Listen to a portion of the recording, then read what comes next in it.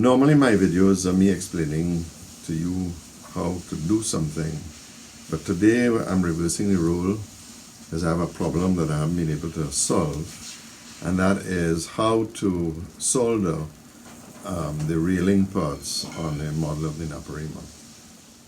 For the last 6 months or so, I've been working on building a scratch-built model of the steamship Naparima, which came here in 1905 and sank in 1926 when she had a collision with a cruise ship called the Van Dyke.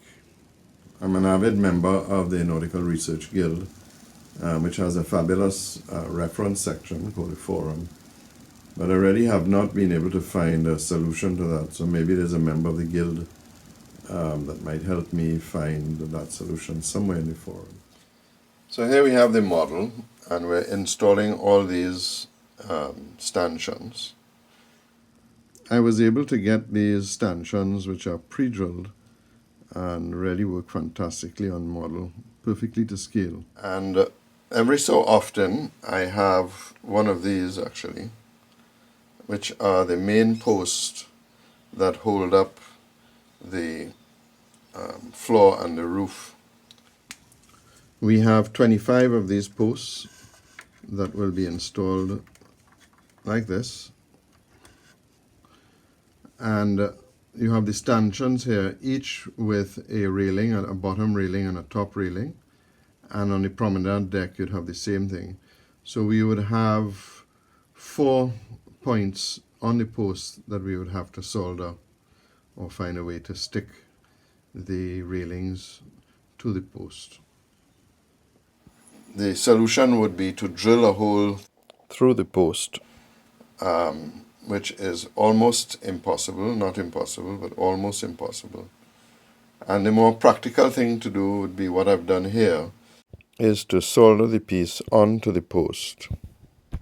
And of course, when I use a regular soldering iron on this, it becomes very messy.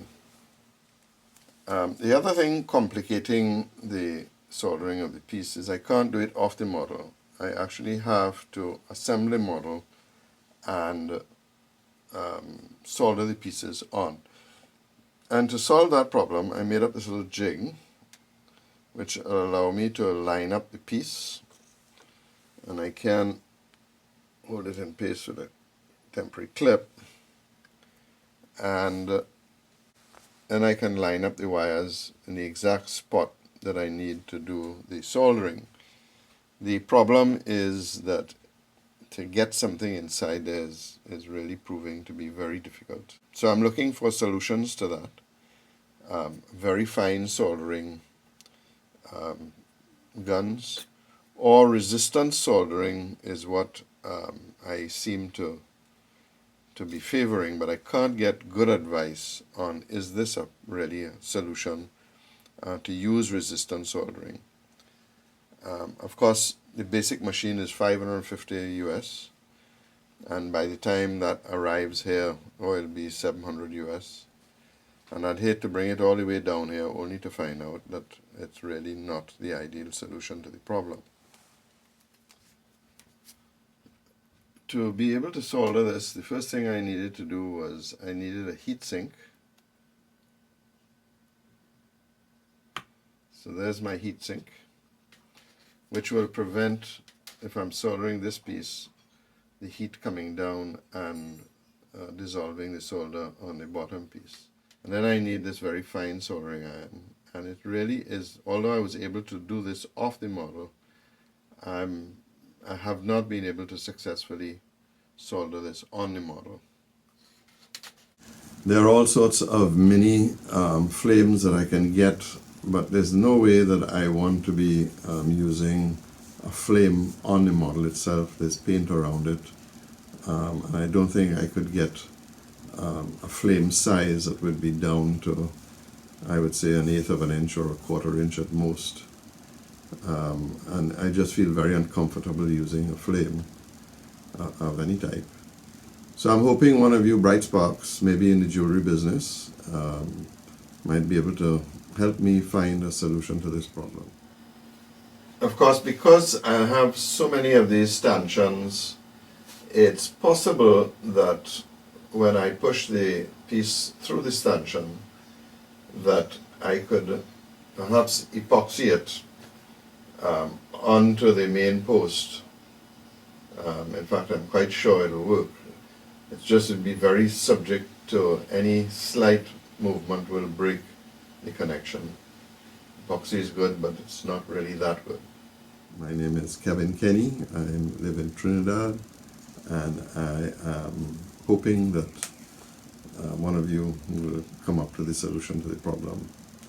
My email address is kevinkenny1950@gmail.com, and I'll post my telephone number, and you can WhatsApp me and we can have a conversation. Thanks very much. See you in Solution Land.